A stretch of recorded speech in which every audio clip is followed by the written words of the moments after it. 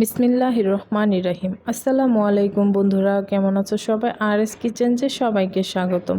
প্রতিদিনের মতো আজকে নতুন আরেকটি রেসিপি নিয়ে হাজির হয়ে গেলাম। আজকের রেসিপি চীনা বাদামের ভর্তা। তো কার কার এই ভর্তাটা পছন্দ অবশ্যই কমেন্ট করে জানিয়ে যেও। তো চলো মূল রেসিপিটা শুরু করা যাক। প্রথমে আমি এই চুলোতে প্যান বসিয়ে দিয়েছি। প্যানটা গরম হয়ে গেলে এখন এখানে দিয়ে দিব চীনা বাদাম। আর এই চীনা বাদামটা কিন্তু হালকা আছে 20 থেকে 25 মিনিটের মতো একটু ভেজে নিতে হবে। তো এটা কিন্তু ফুল আছে ভাজা যাবে না।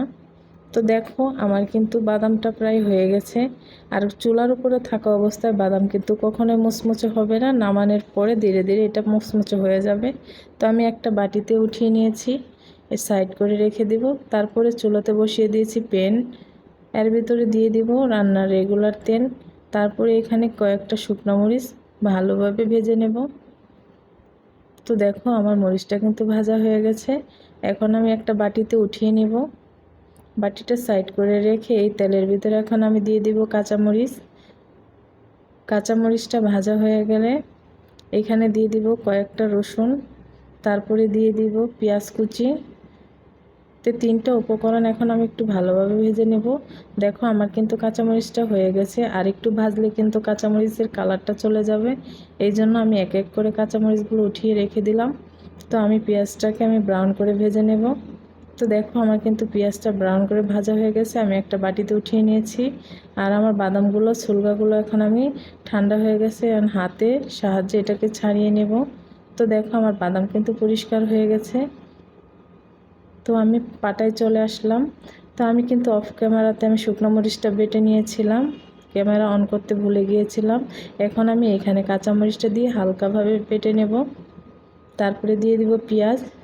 পেঁয়াজটাকে সারি সারি করে সাজিয়ে একটু হালকাভাবে বেটে নিলাম।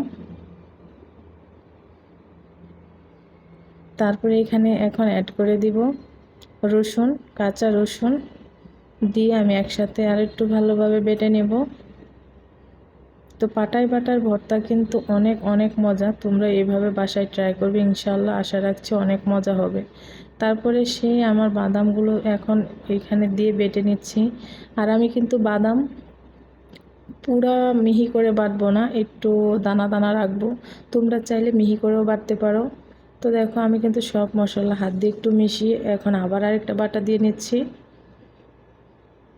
তো ডান, আমার কিন্তু ভর্তা রেডি।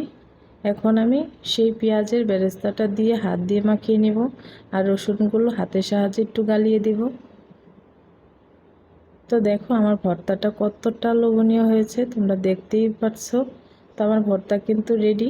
আর ভর্তা থাকলে কিন্তু আমার কাছে আর কিছু লাগে না। আর ভর্তা হলে কেন জানি আমার মনে হয় আমি সবার আগে ভাত খেয়ে ফেলি। তো যদি তোমাদের আমার ভিডিওটি ভালো লেগে থাকে অবশ্যই আমার চ্যানেলটি সাবস্ক্রাইব করে দিবে, বেশি বেশি করে লাইক করবে, কমেন্টস করবে, ভিডিওটি শেয়ার করে দিবে।